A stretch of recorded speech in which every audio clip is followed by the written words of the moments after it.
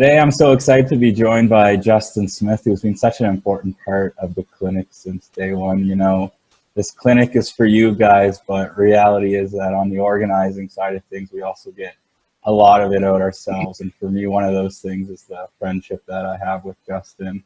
I distinctly remember Michael Zottarelli calling me in the early stages of the planning and saying, I know this guy named Justin, he played hockey, he loves the Lord. You think he'd be a good fit? And I was at work on my computer, so I did a quick creep and I saw your background and was like, yes. We met shortly after, and here we are 5 years later. It's good to see you, Justin. Thanks for joining us. Yeah, good for having me. Thanks for having me, bud. On top of you being a great guy, your hockey background speaks for itself. After a year of junior A out west, you played your 4 years of NCAA Division I hockey at RPI before going on to play professionally in the East Coast Hockey League and overseas. You were with us in August for our hockey clinic, and I know you've had a wild few months since then. Why don't you catch us up if you can? Yeah. First off, I love doing those camps. It's crazy to think that it's been 5 years already since we started, since you contacted me about planning it. But yeah, the past few months have been pretty nuts. The past couple of years have been nuts. Within the last 2 years, I'd say I got married. I got a job with DND Fire. We got a new house, and we just had a new baby. You might be able to hear him once in a while in March, and little Ty, David Smith. And so we're pretty excited about that. But it's been pretty interesting with this COVID stuff going on, and but yeah, everything's been going well. That's good to hear, and I'm so happy to know that your family is safe and well and healthy in these times. I'm a little disappointed you didn't mention Stephen Wright, maybe the coolest guy I know. Why don't you touch or explain to the group who that is? Oh man, well, a few years ago, I was at my mom's place, and there was a washer and dryer that were just going crazy. Like the noise it was making was nuts, and this was like a newer high-tech washer and dryer, and I was like, man, I gotta make some sort of video with this because this is ridiculous. So I don't know where I thought of it, but I just pretended to be some salesman and made a kind of just a theoretical TV show called the Right Way TV show. And it's not a real TV show for anybody watching. But I made a video with that, and then I had fun with it, and then I made a couple other videos. And then in this quarantine, obviously you have some spare time, and there was a couple people that were like, man, make a video, make a Stephen Wright video. So made a couple, and yeah, it's just they're a little outrageous, but I have fun with them. Good evening, everyone. Stephen Wright here with the Right Way TV show. Tonight we're going to be doing a home workout, or should I say home workout. Trying to build up your forceps. Got fat ankles, having trouble losing weight. Boy, do I have the trick for you. What's that, sweetheart? Someone at the door? Who wants a sick pack when you can have a healthy pack? My milkman says he uses soup cans for his workout. Child's play. I can do that with one arm. People on the screen talking about using resistance cords, but that don't work too nice. Working on your explosion power, but don't have any turtles? Make some. If you didn't sweat there, you should try sweating sometime. That's all for tonight. I'm Stephen Wright, and that's the Right Way. They are so good. They're definitely worth a good laugh. I know you're enjoying fatherhood and all that's coming with it, and I think as you reflect on kind of this period or this chapter of your life, as you look back and even in your hockey career, I'm wondering if you were able to share any advice that you were given in the past that you really carried with you into this new journey. I would say the term hard work beats talent when talent doesn't want to work hard. I'm sure people have heard it said different ways, but that was a way that a coach, one of my best buddies, his dad viewers might know Andy Bodnerchuk. His dad, Scott Bodnerchuk, he was a big role model in my life growing up, and he was a coach of mine. And I remember him saying that, and that's really kind of stuck with me. You can hear Baby Ty up there. Yeah, like going through hockey and stuff, there were always players that were better than me.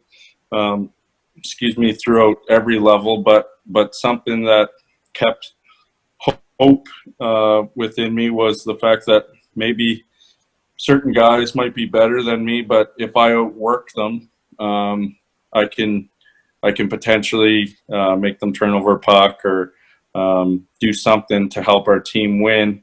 And then, I mean, when you do that over and over and over again, and you start making guys frustrated, and then you gain an edge. And then also, like, you start seeing guys kind of fall off because they just don't want to work hard anymore. And that's not necessarily a bad thing. People kind of lose the love of the game once in a while. And if that's the case, you don't want to continue playing if you hate the game. So that's not a knack on anybody, but at the same time, it's just kind of cool to see that when you keep working hard at those skills and just working, sometimes you see yourself kind of surpass guys that were much better talented players than you, and go from there. That's good. I know whenever people find out that you're involved with the hockey clinic, and they look back on even your minor hockey days, and they just say, man, that guy worked so hard, and it obviously brought you a lot of great opportunities being able to kind of play at the Division I level and then professionally. So that's definitely what I hear from people when they hear that you're connected with the clinic, that you are one of the most hardworking, honest type of hockey players that they've seen, and it obviously brought you the success that you had. So it's great for you to share that with us. You spoke earlier to kind of the current situation that we find ourselves in. It's obviously crazy and kind of at times scary times, but given these uncertain times, I'm wondering or asking you to share maybe what you found some encouragement, what you found some comfort in during these times. Yeah, Krista and I and Ty, we haven't been able to have any visitors. We've had some family members stop by and just be outside, but they haven't been able to hold Ty or anything. So that's been kind of sad. But other than that, we've been doing well and trying to keep good spirits. My friends and family, we haven't been affected by the virus in a real negative way. So my thoughts and prayers are for those people that have been impacted negatively. So we've been fortunate in that sense. But that being said, I know you, in one of the questions you asked to, I guess you just said, like, what gives you comfort? And I don't want to be cliche and with this being a hockey ministries thing, and let's bring up the Bible, but it is true, and it has been a source of comfort for my family and I, and with Romans 8:28 saying, like, all things work together for good for those who love Him. Paraphrase, I don't know if that's the exact words, but that's kind of what that verse says, and it really rings true. And you kind of, when you're stressing about things and having anxiety about things, you're just like, okay, like, love the Lord and see what Jesus has done for us and how much He loves us. And it's kind of like, okay, like, no matter what we're going through and tough times, it's like, okay, at some point, like, there's going to be something that gives, or in some way this is going to benefit someone or something. It might not even be you. There might be tough times that you're going through that you're like, there is no way that helped anybody. But little do you know, it could have affected somebody else that had no idea.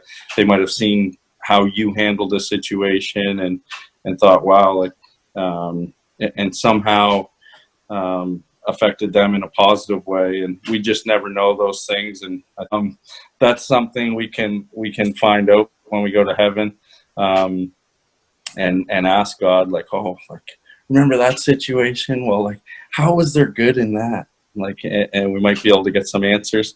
Who knows? But yeah, looking at things in a positive way, and just knowing that we're in God's hands, and He's there for us, and they're with us all the time, and we can really rely on Him.